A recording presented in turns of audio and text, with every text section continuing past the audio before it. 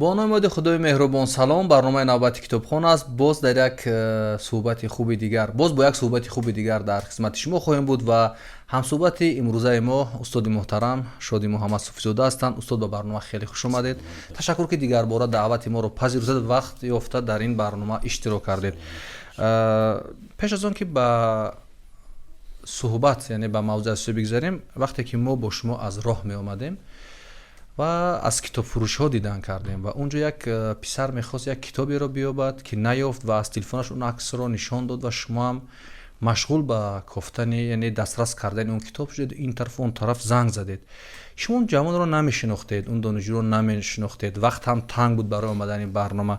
چرا تلاش کردید که اون پسر این کتاب رو بیابد و اینقدر تلاش ها کردید و این طرف اون طرف زنگ زدید و نسبت همین حادثه بی‌طرف نبودید؟ اگر من 100 بار درباره خوبی، درباره انسانیت، درباره آدمی خوب بودن، کمک کردن به شاگردام اگر تاکید کنم و آن شاگردان من در رفتار من عکس اون گفته های من را ببینند، اگر هیچ وقت بهره نمیگیرند. وقتی که من به رفتار خودم، به کردار خودم به آنها نشان میدهم که برای من ارزش دارد که یک نیاز انسان را، یک نیاز خیلی از نظر دیگرها، مثلا در نظر شما یک نیاز خیلی کوچک بود، لیکن این برای من بسیار مهم بود. یک بچه که دانشجو هست و در دانشگاهش از وی تقاضا شده است که همین کتابی که گویا اون کتاب را این بچه گم کرده است باید به کتابخانهشون برگرداند، عین همین کتاب را باید پیدا کند. این در تمام بازار کتاب را پیدا کرده نمیتواند، از سبب که این کتاب نشر سالهای قبلی صورت گرفته است. واقعا این کار خیلی دشوار است و من میدیدم که چگونه این بچه ناراحت است و با همین صرف کردن 2-3 دقیقه وقت خودم من به این بچه فهماندم که این جامعه ما نسبت به شخصی تو، نسبت به بودنی تو، نسبت به دانش اندوخت، اصلا نسبت به شخصیتی تو بی‌طرف نیست. این یک انگیزه بود که در همین پسر من آرزو میکنم و من تا اندازه باور دارم که در همین پسر یک محبت به انسانی که هر گونه انسان، یک آدم کاملا بیگانه است، اولین بار در عمرش دیده است و دید این گونه مناسبت رو با خودش و حتی حیران شد. حتی وقتی من پرسید که استاد تو کی هستی؟ گفت من گفتم من هیچ کس، من فقط میخوام به تو یاردم کنم که همین کتاب یابی، شمارت گذار، من برایت پیدا میکنم کتاب. این مهم است. برای همین بسیار مهم است در جامعه ما که گفتار ما با رفتارمان توأم باشد و همگون باشد. استاد، گمان میکنید که در بیشتری مسئله ها در بسیار مسئله ها و بسیار حوادث همین خیلی بی‌طرفانه میگذاریم و اصلا چیزای خرد رو اهمیت نمیدیم؟ شاید از همین جا شروع شود ملت سازی و کشور سازی و حتی دعوت به همین تبلیغ کتاب و کتابخوانی. اگر شما همین علم های جامعه شناسی دنیا متوجه باشه، همین پیدایش روندهای مکتب‌های مختلف فلسفی دنیا در زمینه شناختن اهمیتی پدیده‌های کوچک و خیلی نانمایان زندگی هست. انا همین فنومنولوژی که ادموند گوسرل به وجود آورد، گفتن که برادرها، جامعه بشری از پدیده های عبارت است. پدیده های خیلی خرد و کوچک مثل همین پدیده همین که با همین بچه رخ داد بین ما و شما. اینها پدیده هستند، اینها نشانه های زندگی هستند. امروز اگر در سر خیابان ها و کوچه های شهر دوشنبه شما این گونه جوانان، این گونه آدم هایی که نیازهای دارن، که میخواهن از مردم کمک بگیرن، میخواهن که همون نیازهایشان رو حل کنن و اون نیازها برای اینها بسیار مهم است، ما این نیازها رو نادیده میگیریم. علم پدیدارشناسی گفت که نه، برای شناختن انسان، برای شناختن جامعه انسان، همین پدیده های خرد و ریزه را آموختن بسیار مهم است. پدیده چی هست و پدیده چی جایگاه دارد در زندگی انسان. ببینید که امروز اگر ما و شما با همین بچه یک برخوردی مثلا بی‌پروایانه، یک برخوردی مثلا دیگرگونه میکرده، این بچه این چقدر عذاب میکشید، دلش سرد میشد از زندگی. این چی زندگی هست که یک کتابی که 3 سال 4 سال پیش انتشار یافته است من یافته نمیتوانم، اگر من نیابم من از دانشگاه خارج میکنن. و وقتی دید که یک گروه آدم ها بی‌طرف نیستند به تقدیر وی عشقش به زندگی زیاد شد. و من وقتی که خداحافظی کردیم چهره وی دیدم چهرهش دیگرگونه شد. فهمیدید؟ همین چیزها هستند که در کشورهای پیشرفته از همین پهلوی این پدیده ها گذشته نمیتوانند و نمیگذرند. و ما هم باید در همین هر قدم زندگی ما این مثل همون درخت هستم. شما یک درخت هست که ثمر میدهد، یک درخت هست که سایه دارد. باید همین آدم همان گونه زندگی کند که یا از ثمری وی استفاده ببرند یا اگر ثمر نداشته باشد از سایه وی مردم از همین آفتاب تموز تابستان استفاده پناه برد. چی باید کرد که ما نسبت همین حادثه‌های به قول کوچک و در نهایت بزرگ، واقعا من وقتی که می اومدم به برنامه حال صحبتم باید از دیگر چی شروع میکردیم، من به این برمیگردم که ما از چی باید صحبت شروع میکردیم، ولی خیلی زیر تاثیر قرار گرفتم و اینجا که ما صحبت میکردیم دستگاه ها رو آماده میکردیم همیشه ذهنم این بود که چگونه یک استاد با این جایگاه، با این مقام، با این موقع آمد در یک سطحی که به یک دانشجو مثل فرزند خودش کمک کند. و ما چیکار کنیم که در همه این سیستم هامون در جامعه همون آن بی‌طرف بودن، کمک به همدیگری و از بحر چیزهای ساده هم خیلی نگذریم استاد. و من اکنون متوجه میشم که با همین چیزهای ساده میشود یک جامعه خوب بهتر ساخت. باید بی‌طرف نباشید به زندگی جامعه، به تقدیر انسان، به اون حادثاتی که در اطرافتان صورت میگیرد، به اون گفتار و رفتاری که در محیطی که هستید میبینید و میشنوید. باید اقلاً اگر گفتن نتوانید با همین با بودنتون، با رفتارتون شما میتوانید که مردم رو تغییر دهید. اقلاً همونها رو به اندیشه کردن وادار کنید که برای چی همین آدم این گونه رفتار کرد. دیروز من از سفر خارجی برگشتم. در فرودگاه وقتی که ما از کنترل سرحد میگذشتیم چند ورودی بود برای گذشتن از سرحد، جایی که ما تاجیک ها جمع شده بودیم. همه جا یک تا میگذارن، تاجیک ها تلاطم، غوا، هر کدامش میبیاد کوشش میکند که از دیگرها پیش گذارد. اون مردمی دیگر کشورها که ایستاده بودن حیران بودن و میبینن که یا خدا اینها کی باشن، چرا اینها رعایت نمیکنن، نوبت آمد از پس این نمیسه حتما باید رود جای اول است. و من همونجا از بچه ها خواهش کردم که بچه ها ببینید اون نوبت هایی که در دیگر اون ورودی ها هستن، از شما بسیار خواهش میکنم، من و شما بیشترم از نماینده های به اصطلاح فرهنگی و زیایی هستیم، قشر اینتلیجنسی هستیم. همین نوبت است همه ما به من و شما هواپیما پرواز نمیکند، به من و شما پرواز نمیکنه. همین نوبت است. این گذشتن آسان تر است اگر ما نوبت رعایت کنیم، نظم و نظام رعایت کنیم. همون آدمی که این در پاسپورت های ما مهر میزند و هم عصبانی نمیشود وقتی که 4 نفر میآید بالای سرش پاسپورتش میدهد و نمیداند چیکار کند، کارش به تاخیر میافتد. اگر همین یک نفر مشاهده کنید که در همین 3 نفر گذشتن ما از این نوبت ما، از اون نوبت دیگر که نوبت رو رعایت میکنن یک نفر میگذارن، در 3 نفر گذشتن ما از اون طرف 6-7 کس میگذارد. چون که نظام هست، قاعده هست، رعایت میکنن، کار به سادگی صورت گرفته ایستاده است.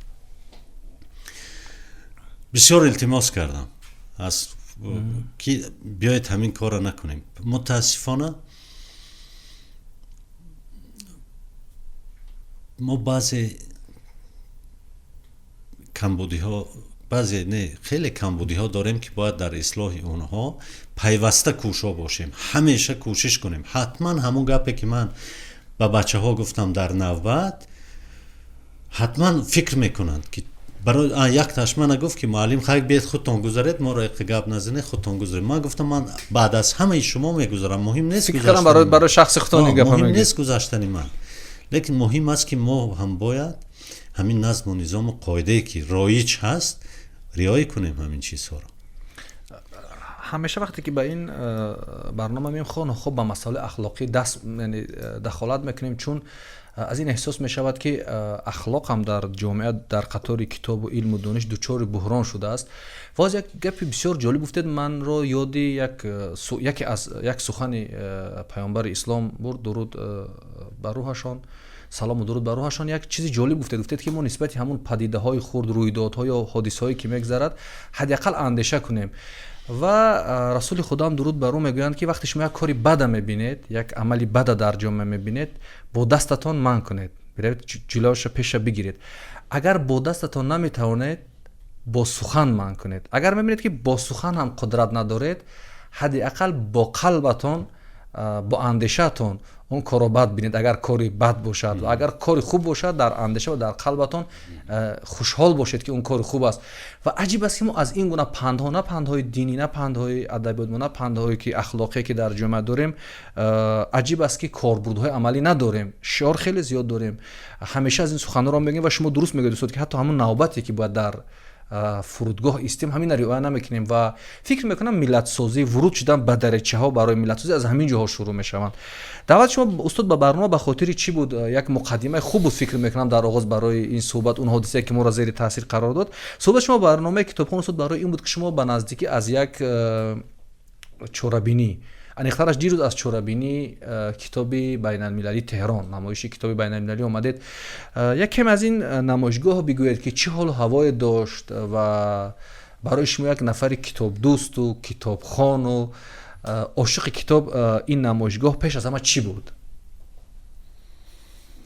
من باعث بسیار خوشنودی هست که امسال بعد از فاصله های خیلی طولانی که این بیماری همگیری کرونا ما را فاصله ها را خیلی دور کرد از همدیگر، رفت آمد ها خیلی محدود شد. امسال خوشبختانه و ما میسر شد که با یک هیئت از تاجیکستان سفر کنیم به کشوری، به جمهوری اسلامی ایران و یک هفته ما در این نمایشگاه کتاب بودیم که قبلا من هم سالهای قبل یک 3-4 نمایشگاه اینها رفته بودم و این نمایشگاه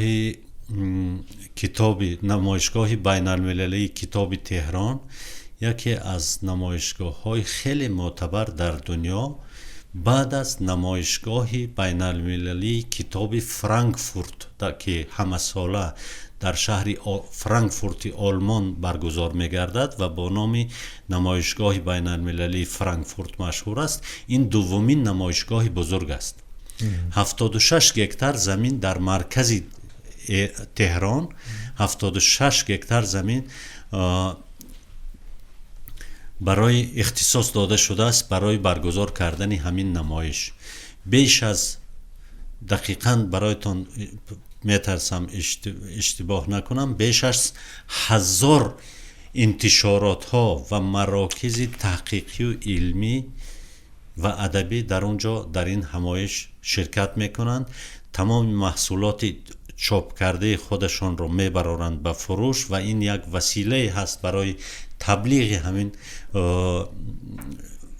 مالکی اونها کتاب هایی که تولید میکنند به بازار میبرارند و در پهلوی این نمایشگاه که خیلی موفق است در فروش کتاب، از تمام دنیا مردم میآید اونجا، اصلا جای سوزن پرتافتن نیست. همین قدر مردم شوق و اشتیاق زیاد به کتابخانه، به کتاب نو، به این چیزها دارند که بسیار تعجب آور است. و در پهلوی این در خود نمایشگاه حدوداً شاید 10-15 تا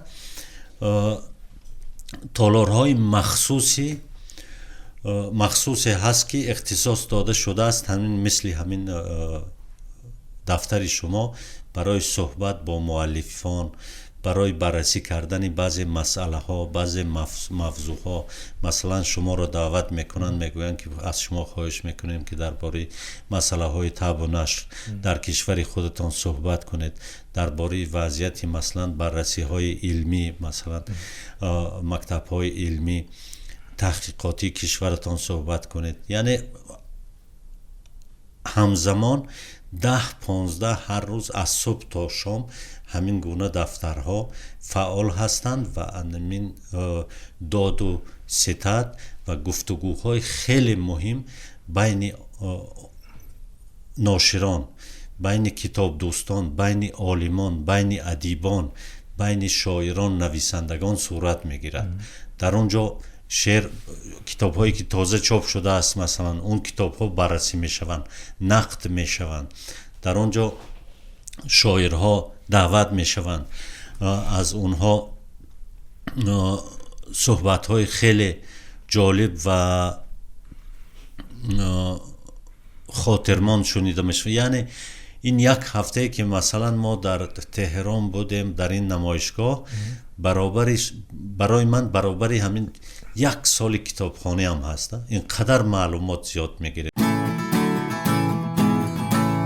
کتاب الکترونی زیاد نشر میشه، زیاد هستند در فضای مجازی اینترنت و میلیون کتاب. ولی با وجود همین هم همون گونه که از فرانکفورت یادآور شده، از تهران و دیگر کشورها، میبینیم کشورها هرچی بیشتر تلاش میکنند که کتابای چاپی روی کار بیارند. به اندیشتون این چی خوبی دارد؟ آیا نمیشه که مثلا اما 76 گیگ‌تر و این قدر کتاب و این قدر واخوری ها مجازی آنلاینی باشه، هم کتاب برام وارد اینترنت شوند، از طریق اینترنت پیگیری کنیم؟ چی لازم است که این کشورها این قدر مصرف میکنند و این گونه نمایشگاه ها تشکیل میکنند؟ به اندیشه شما چی جنبه خوبی دارد این کتابی زنده کاغذی به اندیشه ما از اون کتاب الکترونی؟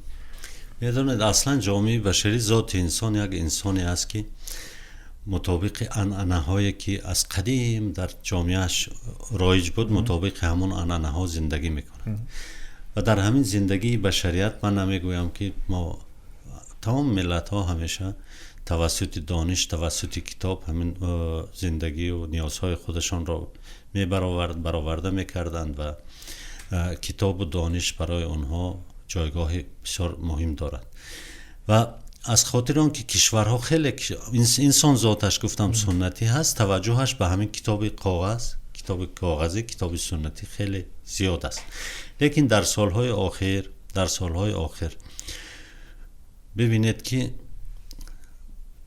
امسال برای ما، همین سالهای آخر برای ما از همه پرابلم بسیار مهم، پرابلم آب نوشاکی، آب آشامیدنی میگن، پرابلم حفظ پریخ‌ها پیدا شده است، پرابلم حفظ محیط زیست. چرا این پرابلم ها اینقدر مطرح شده است؟ ما میبینیم که روز از روز وضعیت زندگی ما دشوار است. حاضر آمدیم هوا رو ببینید چقدر غبارآلود، چقدر گرم. تمامی همین چیز یکی از سببهاش همین زواد و فابریکه و چیزهای ما هست که مال استحصال میکنن، نمیدانن که اون دوده که از موری اینها میبراید چقدر طبیعت رو خراب میکنن. یکی از چیزهایی که استحصالاتی که خیلی ضررآور است استحصال کاغذ است. شما میدانید که بهترین جنگل های دنیا، جنگل های از هر درخت کاغذ استحصال نمی شود و یک نوع درخت های هستند که سلولوز تولید میکنن. و همین درخت ها در استرالیا، در یکی از قاره های دنیا که میدانیم با نام استرالیا، بسیار زیاد هستند. و استرالیا با داشتن انبوه جنگل ها یگان زواد تولید کاغذ ندارد. میداند که این تولید کاغذ خراب میکند طبیعت استرالیا را. اینها این درخت ها را میفروشند به کشورهای همسایه‌شان مثل تایلند، مثل اندونزیا، مثل مالایزیا، مثل سنگاپور. در اونجا زوادها هستند، اینها در اونجا استحصال میکنن، تولید میکنن، میفروشن. و امروز جامعه بشری، امروز حتی همین استرالی ها، حتی امریکای، اروپایی احساس کرد که شما نمیتوانید با با فروختن درختتان به کشور دیگر که در اونجا ضررش بیشتر باشد و در کشور شما نه، شما خودتان امین نگاه دارید از حادثه های اکولوژی، این چیزی طبیعی. و امروز انسانیت درک کرد که ما همه مشکلی که هست مشکلی سیاره زمین هست. ما باید خودمان از این حفاظت کنیم و برای همین تلاش یکی از سیاست هایی که پیش گرفتن تولید کردن همین چیزهای کتاب و دستورهای تعلیمی شکل غیر کاغذیش هست که حد الامکان کوشش کنیم که تولید کاغذ و استفاده کاغذ را در زندگی انسانیت کمتر کنیم که همین طبیعت ما نجات دهیم. درخت کمتر بریم، درخت برای ما اکسیژن تولید میکند، کمتر این زوادها کار کنند که طبیعت ما همین پریخ‌ها تیز آب نشوند، آبی آشامیدن ما گم نشود و این چیزها است. و خوشبختانه امروز توسط همین دانش‌های تکنولوژی که امروز در جامعه بشری رایج هست، مردم آهسته استفاده بیشتر میکنند از این وریانت های غیر کاغذی سرچشمه های اطلاعاتی. اینا ببینید، این بسیار مهم است. من باور دارم میرسه این عادتی ما هست که همیشه در بعضی محفل و مجلس ها مردم بحث میکنن، یکیش میگوید که برای ما کاغذ بسیار مهم است. من کتاب غیر کاغذی خوانده نمیتونم، در کامپیوتر خوانده نمیتونم، چشمم درد میکند. حاضر کامپیوتر برای شما اینقدر امکانیت های فراوان، اینقدر مثلا فرمت های گوناگون شکل کتاب و طرز های گوناگون مطالعه کتاب رو برای شما چه کرده است؟ پیشنهاد میکند. اگر از اون ابزارها درست استفاده کنید 1000 مراتب بهتر و فایده آورتر از آن است که شما از کتاب کاغذی استفاده کنید. بسیار شرایط ها بسیار مهم. حتی در همون لحظه های لازمی شما می توانید که همون جمله هایی که برای خودتون در کار است اونها را چه کنید؟ جدا کنید و امر کنید که اونها را ترجمه کند. خواهید به زبان مجاری ترجمه میکند، خواهید به زبان فرانسوی، میخواهید به زبان چینی یا میخواهید از زبان چینی یعنی اون امکاناتی که برای ما این وریانت های غیر کاغذی کتاب ها میدهند و اینقدر در پهلوی اینها امکانیت های استفاده از اونها را بیشتر کرده استادن که انسانیت توجهش به این وریانت ها بیشتر شود تا بتوانیم ما از طبیعت حفاظت کنیم. ما آهسته همین تولید کاغذ را کمتر کنیم. مطابق شیم به خوندن کتاب صوتی، گوش کردن کتاب صوتی الکترونی. شما مثلا در سن سال خودتون استاد میخونید کتاب الکترونی؟ یکم مشکلی دارد یا اینکه با کاغذ سر و کار میکنه بیشتر؟ دلیر من وقتی که لحظه‌ای هست که من بسیار وقت میشود که من انتخاب دارم. من که همین کتاب رو دارم، هم وریانت الکترونیش رو دارم، هم وریانت کاغذیش رو. شما باور میکنید یا نه؟ من میگویم که پیش کامپیوتر شدن وای ضرر بسیار داره. من حال ندیدم که یگان کسی کامپیوتر کشته باشه. یا پیش کامپیوتر میشنه انا چشمات آخه 20 سال آخه 60 ساله شده حتما چشمتون خسته میشود. اصلا نخوانیدم. یعنی که زمانهایی که کامپیوتر رو دادم حتما چشمشون خسته میشد. اگر نخونم که گفتی شما زود شما خسته میشود. جسم انسان است. لیکن وقتی که من چیزی وریانت انتخاب دارم، من حتما وریانت الکترونی انتخاب میکنم. برای آنکه اون ابزارها که من استفاده میبرم برای خواندن متن، یعنی در حاشیه‌اش بسیار ساده حاشیه نویسی میکنم. در پهلوی این مثلا اقتباس هایی که از دیگر سرچشمه‌های دیگر است گرفته در پهلوی این، یعنی برای خودم یک دفتری خاطرات از دفتری همین بازنویسی، بازخوانی همین منبعی که من میخوانم در شکل الکترونی بسیار آسان برای خودم ترتیب میدهم و همیشه همراه هم است و هر لحظه میتوانم و دیگر کنم. اون جمله‌ای که من مینویسم برای تصور کنید که اگر کتاب کاغذی باشد حتما باید در پهلوی من یک دفتری یادداشت باشد، حتما باید در دستم روچکه باشد. می نویسم روچکه رنگش درست نیست تا این عصبم خراب میکند، تا این می نویسد که فکرم پریشان می شود. جمله رو می نویسم از یادم می رود که این کدام صحیفه بود، از یادم می رود که این کدام کتاب بود. یک وقت میبینم که این کاغذ یادداشتی من افتیده است اون طرف، اون کتابی که از وی من برداشته بودم نمیدونم اون سرچشمه چی سرچشمه بود، یعنی اون اصلا بیفایده میماند. وقتی که از کتاب الکترونی استفاده میبرید همین یک فایل میشود، یک کیس میشود، همیشه در اختیارتان هست. برای همین برای پژوهشگر امروزه که بسیار مهم است، من همیشه تاکید میکنم، به شاگردهایم تاکید میکنم که امروز پژوهشگری که امروز به علم مشغول هست، به تحقیقات مشغول هست، حق ندارد که دانش‌های تکنولوژی وارد نباشد، حق ندارد که از این دستگاه‌های اطلاعاتی استفاده درست برده نتواند و حق ندارد که زبان‌های خارجی بلد نباشد. ما امروز به این چیزها نمیتوانیم کشور ما را در سطح درست معرفی کنیم و پیش بریم. یک قطعه از صحبت شما با شفیع کدکنی بسیار جالب بود استاد و این نوار رو ما حتی گشته و برگشته دیدیم. اولا بگوید که چگونه میسر شد صحبت با شفیع کدکنی و چرا شما در این صحبت میگوید که درباره وقتی سخن درباره سبک شناسی میراد میگوید که ما سبک شناسی تا شفیع کدکنی داریم و بعد شفیع کدکنی، یعنی تا اون وقت ایران شخصیت های شاعرها و نویسنده های و شاعرای نداشتن که تا اونها مثلا معین شود که سبک کی بهتر و کی قوی تر است و شما روی چی حساب کردید استاد و این حرف تان یک کمی کلانتر نبود یا اینکه شما درست و جای خوب این حرف را زدید؟ من قبلا خیلی سپاس گذارم از سفیر محترم و دانشمندی جمهوری تاجیکستان در تهران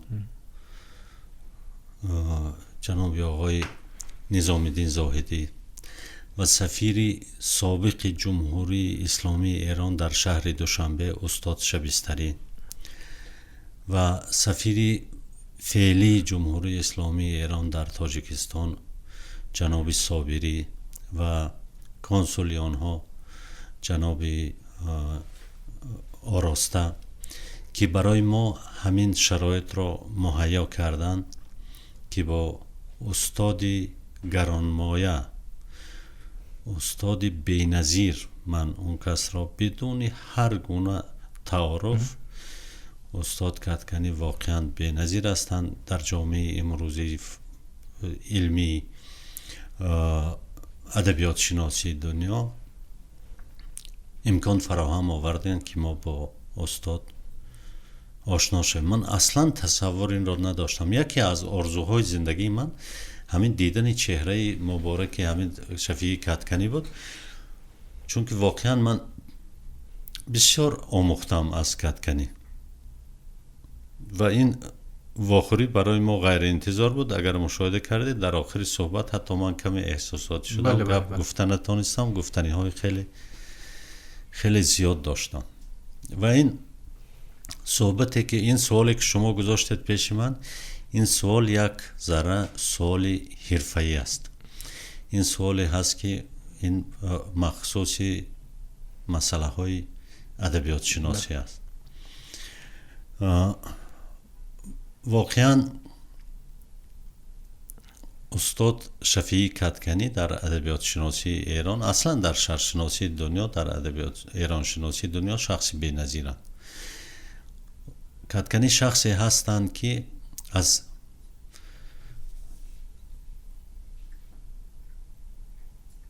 تمام نظریه های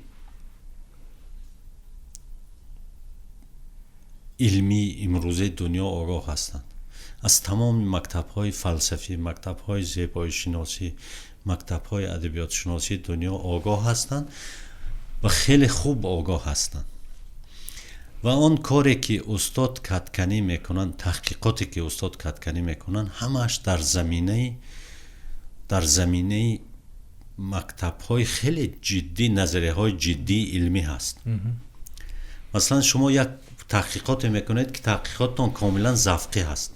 شما حافظه میخوانید، شما را به وجد می آورد، شما درباره حافظ اون برداشت هایی که شما در اساس اون وجد و اون ذوقی که در شما بیدار شد یادداشت هایتان می نویسید و مثلا یک مقاله بسیار زیبا نازنین که پر از واژه و کلمات و عبارات خیلی زیبا و چی هست که در زمینه اون وجد و کشفتان گفتید اونها را می نویسید و هست چیزی که شما همین آثار حافظ را در اساسی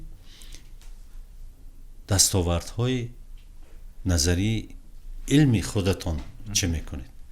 بها میدید، بها میدهید. و استاد کدکنی ویژگی همین سبکشناسی استاد کدکنی همین هست که در اساس اون تجربیات دنیا، تجربیات مکتب‌های علمی دنیا راجع به سبکشناسی دیدگاه‌هایشان پرورش یافته است و خیلی سالم است، چون که وسعت نظرشان خیلی عجیب است و اون پژوهش‌های سبکشناسی که میکنن از نظر من البته هستن، مثلا در ایران یک گروه پژوهشگرانی هستند که قبول ندارن نظر کدکنی را، قبول ندارن، میگویند که ما برای ما نظر کدکنی جالب نیست، برای ما سیروس شمیسا یا دیگر اون سبکشناس های دیگر نظرشان جالب است. لیکن تا اون جایی که من خوشبختانه آگاه هستم از اون نظریه پردازی هایی که در جهان ادبیات شناسی اروپا و امریکا صورت میگیرد و اون پژوهش هایی که در ادبیات شناسی روسی سالهای 22 و 23 چیز صورت گرفت که از نظریه فرمالیزم روسی که درباره‌اش با استاد صحبت کردیم، من بیشتر متمایل هستم به اون دیدگاه های شفیعی کدکنی و به همین سبب من کتاب رستاخیز کلمات استاد را که یکی از کتاب های آخرانشان هست که خیلی کتاب خوب است، همون کتابشان برگردان کردم به خطگردان کردم، یعنی به خط سیریلیک، یعنی به الفبای کریلی خود ما برگردان کردم، آماده هست، حتی این نمونه آخرینش از چاپخانه برای من دادن. من امیدوارم که همین ماهای آخر و چاپ کنیم و من بسیار آرزو دارم که همین کتابی که چاپ می شود، همین رستاخیز کلمات، واقعا یک رستاخیز به وجود می آورد در اندیشه های شناختی انسان ها از ادبیات ما ادبیات خیلی غنی داریم، ادبیات بی‌نظیر داریم که نظیر وی در دنیا نیست و همین شناختی درستی همین ادبیات که ما زندگی ما رو دیگر میکند، ما رو تغییر میکند توسط همین گونه پژوهش ها، همین گونه دیدگاه های چیز که استاد کدکنی مطرح کردن در همین رستاخیز کلمات به دست می آید. بعضی آدم ها که تمام عمرشون مشغول پژوهش های ادبی هستند، مشغول تحقیق همین آثار ادبی گذشته ما هستند، بعضی آدم های رفتارشون نامطلوب، کم اخلاق. من خیلی تعجب میکردم که چرا همین آدم تمام عمرش ادبیات تحقیق میکند، ادبیات نمیخواند. تحقیق کردن از خواندن دیگر چی است؟ خواندن آگاهانه، خواندن بسیار جدی، بسیار که خواندنی که به ژرفای چیز در میروید. چرا همین آدم در داخل اخلاق زندگی میکند؟ این خیلی اخلاق خوب ندارد. بله، همین است. بعد مشاهده کردم که همون دانش هایی که وی دارد، دانش ها خیلی سطحی هستند، فهمیدید؟ همین استاد کدکنی که واقعا دانشمندی برجسته است، واقعا دانشمندی برجسته است و همین پروریده همین ادبیات بی‌نظیری پارسی تاجیکی هست. استاد کدکنی نمیتواند که وقتی که شما راست ایستاده اید و بشیند و پاش بالای پایش شما رو این خیلی مغرورانه مؤدبانه گوش میکردم. که شما از کتاب تهران چی آوردید؟ منظورم با چه خاطره ها، با چه اندیشه ها و با چه آرزوهای از این نمایش برگشتید؟ اصلا اگر بگم قیاس کتاب تاجیکستان با قیاس کتاب تهران این زمین آسمان فرقیت دارد و حتی قابل قیاس نیست، همون گونه که مولانا میگوید از قیاسش خنده آمد خلق را. ولی به هر صورت وقتی ما یک نمایشگاه میریم، یک کشور میریم، مخصوصا اگر اهل علم و مطالعه و کتاب و دانش باشیم، با یک آرزوها و با یک تأثیرات برمیگردیم و اون تأثیرات هایی که آوردید، اون خاطرهایی که آوردید چی هستند استاد؟ من اولین چیزی که برای من بار دیگر باورم قطعی تر شد که تمام جامعه بشری در تمام پیروزی ها و کمبودی های من همه با هم است. و همین نمایش کتاب مشاهده کردم من تمامی پیش قدم ترین اندیشه بشری ترجمه شده است به زبان فارسی. در فروشگاه های کتاب مردم از اونها خیلی خوب استقبال میکنند، میخرند، از اونها استفاده میکنند. یعنی اندیشه بشری، اندیشه خوب سازنده بشری فرق ندارد به کدام زبان باشد. اگر اندیشه خوب، دانش خوب باشد، از سین هم باشد، از چین هم، به زبان چینی هم باشد و برگردان میکنن، از وی استفاده میکنن. و همین کار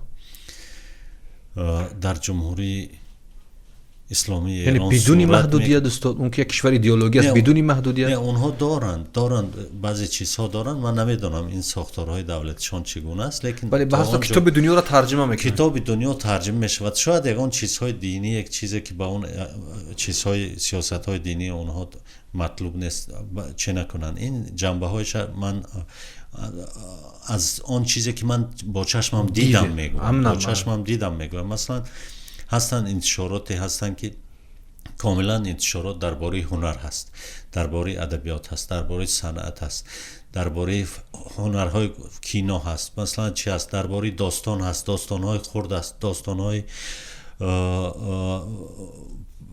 به اصطلاح خود ما درباره رمن هست. انتشاراتی هست که تنها شعر معاصر چاپ میکند، انتشاراتی هست که تنها تذکره های قدیمه چاپ میکند. یعنی بازار اینقدر بزرگ هست که تمام انتشارات ها اختصاص یافتند مطابق به همان ذوق طلبات جامعه. این برای من بسیار مهم بود. از همه بسیار مهم بود که اندیشه پیشرو امروزه غرب به زبان فارسی ترجمه می شود و مردم از وی استفاده می کنند. و این اندیشه مهم نیست که صاحبش کی است، مهم است که وی دسترس می شود به تمام جامعه بشری. این بسیار مهم است. برای من بسیار ارزشمند بود. و یک چیز دیگر، یک اندیشه دیگر من را خیلی چی کرد، وادار کرد به فکر کردن. همین جایگاه ما در جهانی، همین طب و نشر، اصلا در جهان معرفتی، در جهان اطلاعاتی، همین جایگاهی ما کشوری ما چگونه باید باشد. ما ذهن‌های خوب، اندیشه‌های خوب، پژوهش‌های خوب داریم، لیکن ببینید زبان ما زبان تاجیکی است، زبان تاجیکی، فارسی، دری. الفبای ما الفبای کریلی هست. زبان ما را در دنیا بیش از 100 میلیون آدم میداند. الفبای ما را در دنیا تنها 9 میلیون آدم میداند. 9 میلیون گرجدن‌های تاجیکستان که زبانشان تاجیکی است و الفباشان کریلی هست. از سبب آن که زبان ما را نمیدانند، یعنی الفبای ما را نمیدانند، هم زبانهای ما از این تحقیقات و پژوهش ها و از موفقیت های ما، از این حیات جامعه ما آگاهی خیلی محدود دارند. این چیز بسیار برای من پیش فکر نمی کردم، لیکن ببینید که تمام دنیا ترجمه می شود به زبان فارسی. اگر امروز من به زبان فارسی، اگر به الفبای فارسی بلد می بود ملت من، امروز اگر اینا ببینید که جامعه ایران چگونه جامعه اینقدر جامعه فرهنگی هست. یکی از فیلسوفان معاصر امروزه دنیا که بسیار جایگاه بلند دارد یاسلاو ژیژک هست. یاسلاو ژیژک دعوت شد به دانشگاه تهران برای لکسیه خواندن. همین روز لکسیهش ساعت 5 بیگاه تمام کرد، سخنرانیش را تمام کرد. فردا ساعت 8 سحر همین سخنرانیش در بازار کتاب انتشار یافت و در بین 4 ساعت چند صد هزار از همین چیزی سخنرانی همین یاسلاو ژیژک فروخته شد. چقدر مردم تلاش برای دانستن دارن، تلاش برای فهمیدن دارن و مردم میدونن که چی هست. یا یک برای من همین رفتنم یک چیزی حادثه بسیار عجیب رخ داد. یک بچه تقریبا یا صنف 8 میخوان یا صنف 9 میخوان، من در فروشگاه کتاب بودم، آمد پرسید که شما هستی و زمان را دارید؟ گفت بچه صنف 7 بچه صنف 7 یا 8. و گفت که بله داریم. و آورد کتاب هستی و زمانی مارتین هایدگر. من بچه را پرسیدم که تو میدونی این کتاب میخوانی؟ گفت بله استاد ما گفت در مکتب خیلی تمجید کردن از این چی، ما از ما خواهش کردن که اگر امکان داشته باشیم با همین کتاب آشنا شویم. بچه صنف 8 هستی و زمان مارتین هایدگر. ببینید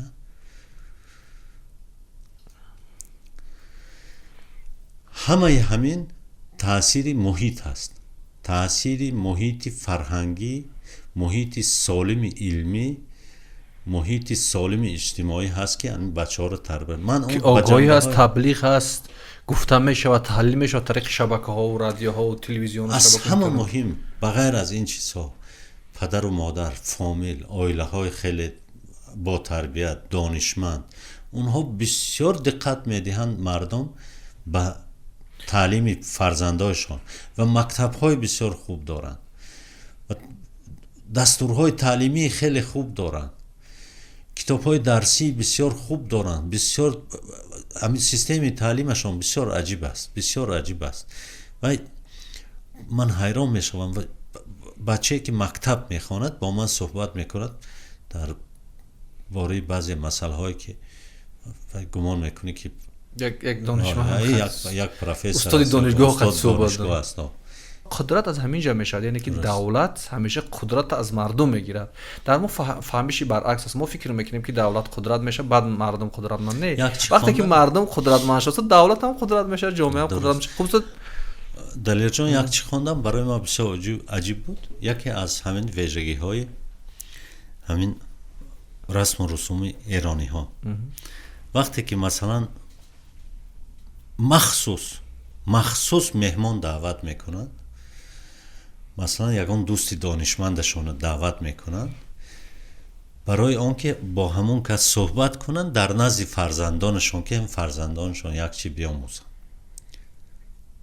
در عمل نشون میتن. ما مهمان دعوت میکنیم، کودک میگویم که رفت خلل نرسون مهمان چیز، اونها برای به خاطر همین مهمان از مهمان یک چی آموزد، همین بچه ببیند که خوبی چی هست، دانشمند بودن چی هست، با معرفت بودن چی هست، گفتن دیگر است و کردن دیگر است. اینها در عمل خودشان نشان میدهند به فرزندانشان که انا ببین پسرم 100 بار بچه‌تان گوید کتابخوان به شما اهمیت نمیدید. وقتی که یک آدم دانشمند و کتابخوان شما دعوت میکنید و با وی صحبت میکنید و فرزندتان میگوید که گوش کن و اینقدر متاثر میشود که میگوید که من هم میخوام آینده مثل همین کس باشم. آخرش ما همیشه از این اذیت کشیدیم که در یک محفل، یک معرکه، یک توی سور چور حتی موی سفیدی با عقل همون ده میشینند، حتما جوانور از اون خانه و در میکنند یا کودکان از اون خانه سر میکنند، یا که یک محفل میبینن چهار بزرگ یا چهار اهل علمش نشسته است با هم صحبت میکنن، همین که ببینن دو جوان هم جاشته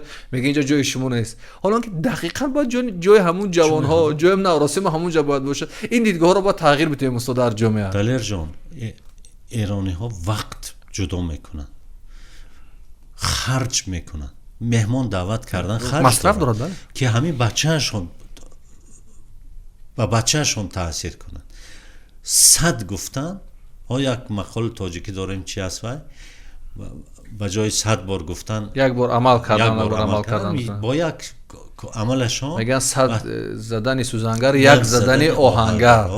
همین در از زندگی گرفته شدن استاد و عملی شده و از همین چیزها آدم ها استفاده میبرند. برای همین در جامعه ما همین آموختنی مکتب های بسیار جدی جامعه شناسی و فلسفه بسیار مهم است. همین اگر شما با همین پدیدار شناسی ادموند گوسرل با ساختارشناسی با این مکتب‌های مختلف آمریکایی اگر آشنا باشید، اگر شما کاملا به زندگی نگاهتان دیگرگونه میشود. ما بعضی ادبیات شناس داریم میگوید چی در کمند فلسفه. امروز در علم‌های اجتماعی، مثلا در علم زبانشناسی و ادبیات شناسی که من مشغول هستم، به دانستن آگاه بودن از دانش‌های فلسفی شما تحقیق کرده نمیتوانید. برای بعضی ها میگن که وای گپاش فلسفی است. آخه ادبیات خودش فلسفه است، زندگی خودش فلسفه است. باید زبانش دانیم و زندگی بهتر رو بسازیم. تو من فکر می‌کنم تاثیرات شما واقعا خیلی زیاد است. ما بشه سر اون ساعت‌ها صحبت کرد. من می‌خوام صحبت رو اینجا خلاصه کنیم و باز در صحبت‌های بعدی سر این موضوع کتاب و اخلاق و جامعه سازی و علم‌های دیگر علم‌های جامعه شناسی صحبت خواهیم کرد. در یک صحبت خصوصی گفتید که دانشگاه از کتابخانه آغاز می‌شود و من قریب ماها سر این مسئله فکر کردم و افسوس خوردم که دوره دانشجوییمون کمتر در کتابخانه ها گذشت و هیچ وقت نتوانستیم با کتابخانه ها برای و کتابخانه را وارد زندگی همون کنیم و امروز فکر میکنید که جامعه سازی و علم و دانش همش از همون کتابخانه باید شروع شود و این کتابخانه را وارد کتابخانه ها ممکنیم یا چه نظرتون است؟ یا به همین فکر هنوز هستید که دانشگاه از کتابخانه آغاز می شود؟ گفتید که اون پیش دانشگاه بود و اطرافش خوابگاه ها بودن و این خود دانشگاه کتابخانه بود. میدونید در همین دانشنامه‌های مختلف کشورهای اروپایی وقتی که از دانشگاه تعریف میکنن که دانشگاه چیست، خیلی میگوین که اسم چیست، چی صفت چیست، دانشگاه چیست. یک چیز تعریف دانشگاه خوندم، برای من واقعا جالب بود و درست هم هست. نوشته است، یادم نیست کدام اندیشمند غربی بود، نوشته است که دانشگاه این کتابخانه است که در اطرافش بناهای مختلف درسخانه ها، یعنی بناهای مختلف درسخانه ها و خوابگاه ها جایگیر شدند و این مکان دانشگاه نام دارد. یعنی جایی که کتابخانه هست، مرکز و در اطراف وی اون درسخانه ها و جای تعلیم معلم ها و دیگر کس ها موجود هست.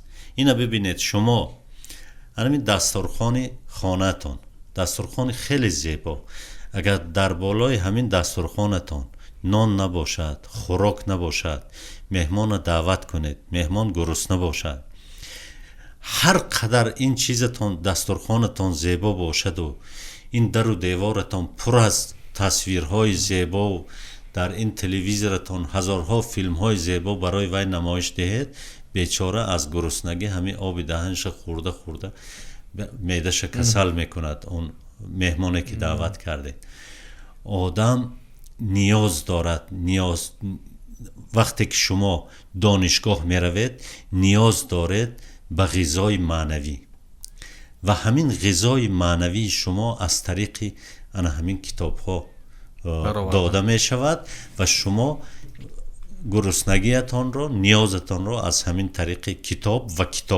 و کتابخانه که خزینه همین کتاب ها هست برآورده میکنید. تصور کنید که شما همین دانشگاه هست، کتابخانه نداشته باشد.